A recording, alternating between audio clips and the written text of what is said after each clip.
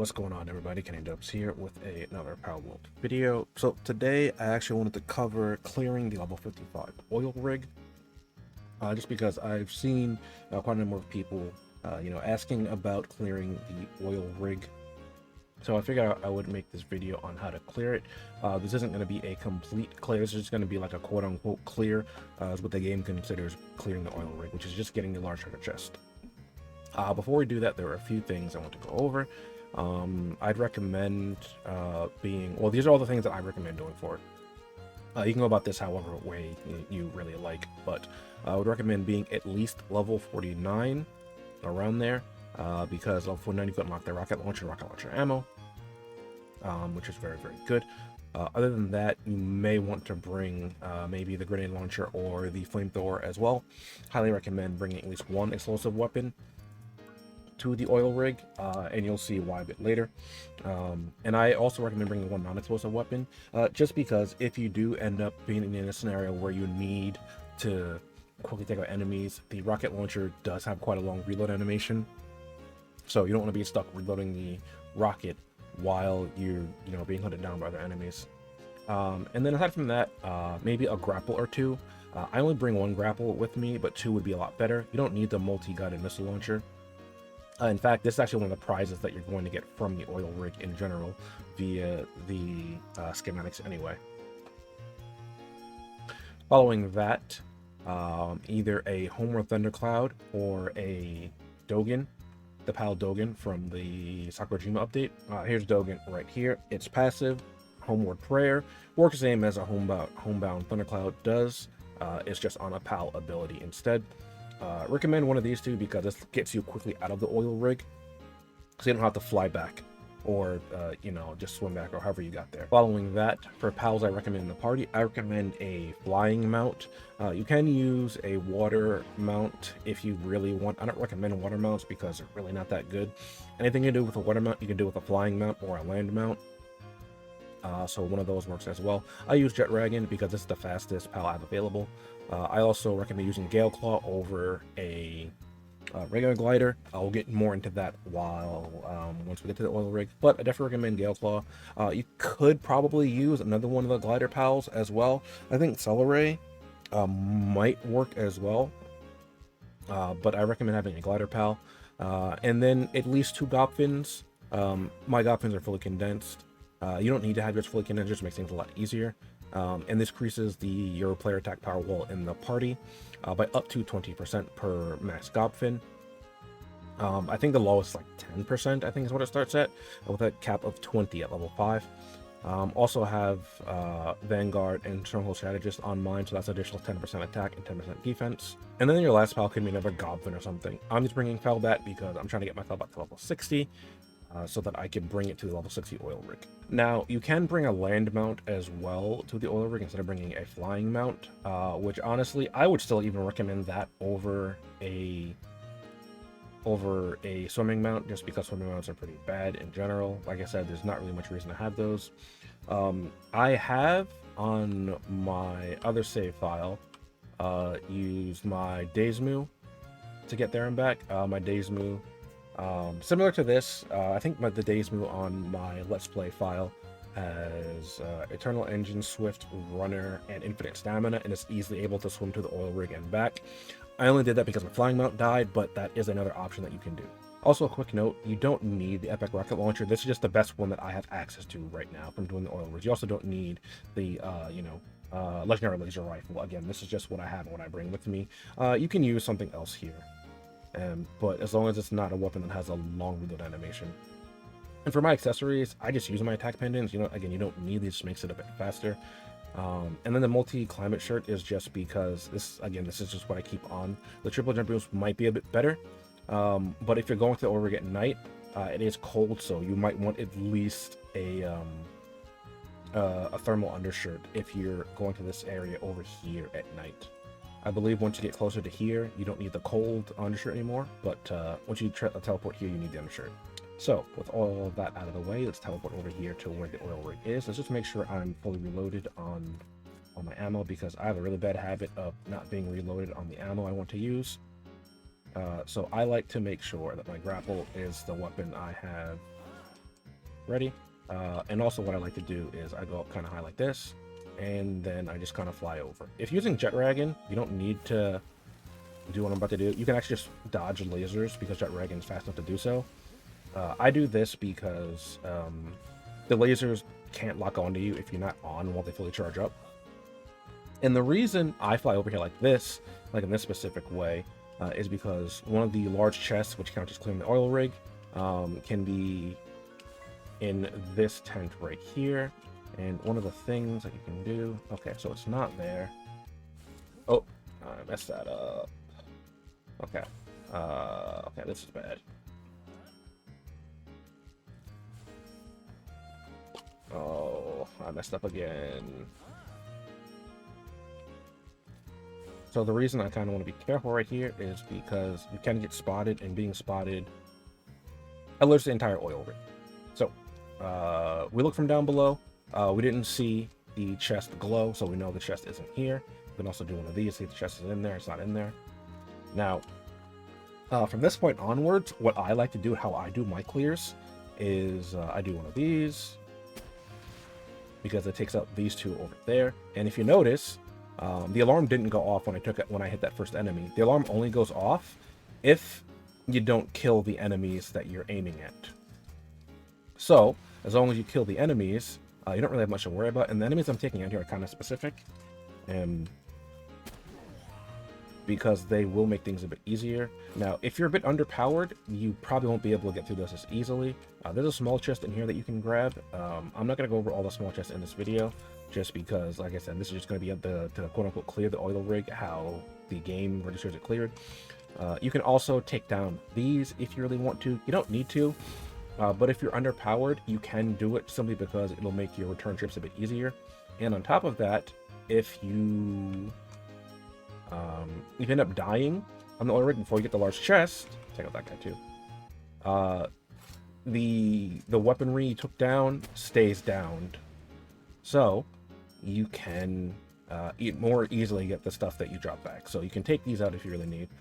Though if you're a bit underpowered, it might be a bit harder for you to do this, just because once you overlook the guards, they will, the alarm will sound. They'll be chasing after you. But after you kill most of the guards in the immediate area, the alarm will go off. However, they will still be on alert that you're on the oil rig. So here, there are some more guards that you kind of want to take out. However, you can also just get around that. Now, I think if I do it like this, I usually go from a different angle, but I kind of want to see. If I go from like this. Okay. Well, they saw me. Unlucky. I don't know who it was. I guess it's that guy over there that saw me. That really sucks because I was trying to show this like kind of stealthily. But now you get to see what happens when they see you. I'm going to peek in here real quick. The chest is not in there. So we can just ignore this part from now on. I'm going to take out this guy right here. Okay. Maybe not. This is the second location the chest can spawn in. It can be in one of 4 locations. And you can see here, can you please? That they start gathering up, like bunching up like this. And this is why I recommend bringing a explosive weapon, because they do that. And then you can just really easily take them out. Some enemies here do have pals. So you're going to have to... That's why you really want to be careful when taking them out. But I do want to show... You see the alarm went off there, right? The music is still playing because some enemies nearby know that I'm here. I'm going to reload real quick because there is an enemy in here. And... Oh, did I get it already? I got him already. Oh, okay. Well, that's the reason why I recommend bringing a glider pal. Because you can use your weapons while gliding with them. Okay. The music is still playing, though. I'm not really sure why. Oh, the lead spunk is probably nearby still. Oh, maybe it's you. Is it you? Okay, well, there's still some enemies here. I'm just gonna... But they're still gonna be chasing after me. But if they're not in the immediate area, you see the music, like, dies down. So If that area doesn't have the chest, or if it does, I also usually come down here and grab this chest right here, because it is along the way. Heat resistant plasteel armor schematic, not bad. 16 dog coins. So now the way, if you weren't spotted, you could go down here like around like this. I recommend doing like this, because at this point they still wouldn't know you were here ideally, and you can see if there is a chest over here, and it is right there. You can see the green glow right up there. So from here, what I do is, it's actually quite hard at this point to not get spotted, especially if you're underpowered. You can come up here and grab this chest right there. And there is one more area I want to show that has a chest on it. Dude, that's on it was HP. But I'm going to take out some enemies here. There is a Dromatide Ignis here in the wild you can catch, level 55. And I think I did recommend the flamethrower weapon. The reason for that, I didn't bring it with me because I don't have it on this save file. I have it on my other save file.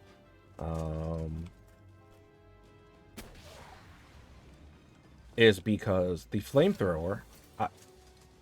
how did that hit me? The flamethrower can hit enemies through walls like this. So this guy standing right there, he has a PAL. The guy over there has a PAL also. So you'd be able to just, beat the brakes off of them before they knew you were here. And like you can see, like people are still aggroed onto me because of the initial alarm sound. So this guy right here has Incinerate knocked. Take that guy real quick. Something else I didn't note is that the I'm gonna call back my jet wagon. The weaponry, like the machine gunners, don't do much damage to you. I'll show that in a second. I just want to take out these two enemies right there. And there's another enemy over there with a Toko Toko that I will shoot this wall. Right there, just like that. And right here is the chest. It takes a little bit to get the chest, I guess, so that to instill a sense of urgency within you to try and get it. But here is one of the chests. Do I get anything good?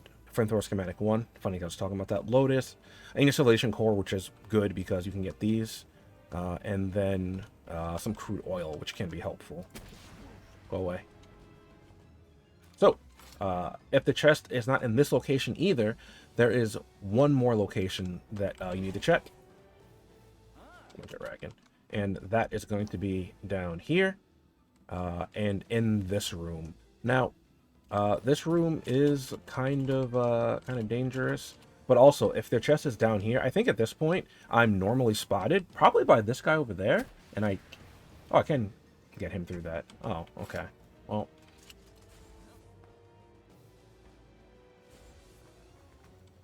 so this room right here, you can see an enemy there, an enemy there. There's also a heavy gunner in there. So if I do like, right, okay, well, because I don't want to fly in there. Like, it's going to be safe for me, but I want to kind of show like the angles you would need to hit if you were doing this a bit like closer to level 55, like on level. Okay, well, maybe not right there either. Well, does it hit you at least? Okay, well, that hits you at least. Kind of hard to tell from the draw distance of some of these. Actually, you know what? You know what I can do? One of these. Right, that. You can see I hit a crusher. I hit that. And then the chest. Actually, can I? I guess I can't reload them in the water. The chest would be right in here like this. I have some footage to show of some of the chests.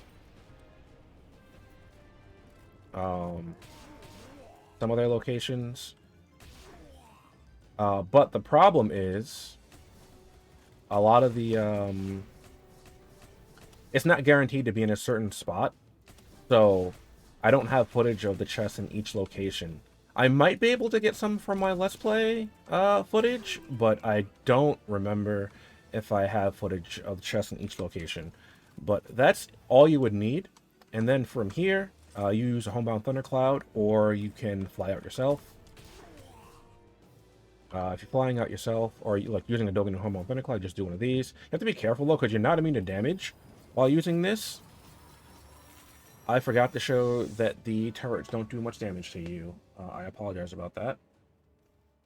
And then you get taken, obviously, to wherever your closest base is. My closest base is here because I've not dismantled it and made a raid base yet. But that's basically it for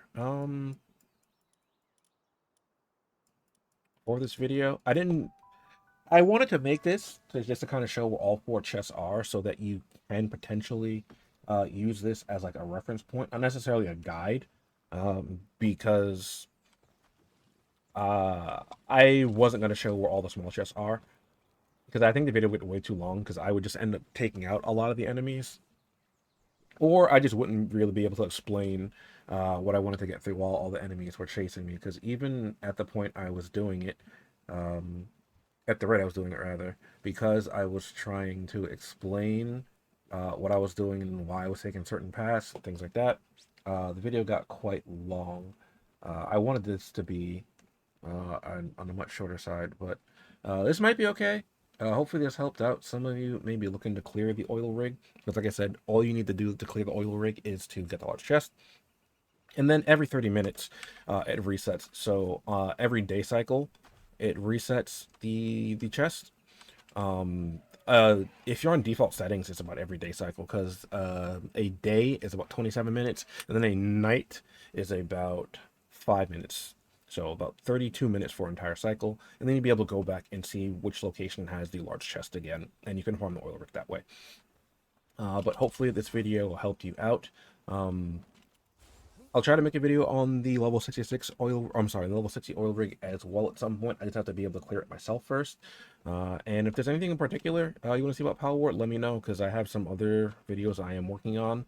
I just need to get them recorded, and I could potentially just, release those videos sooner if there's anything in particular that someone might want to see.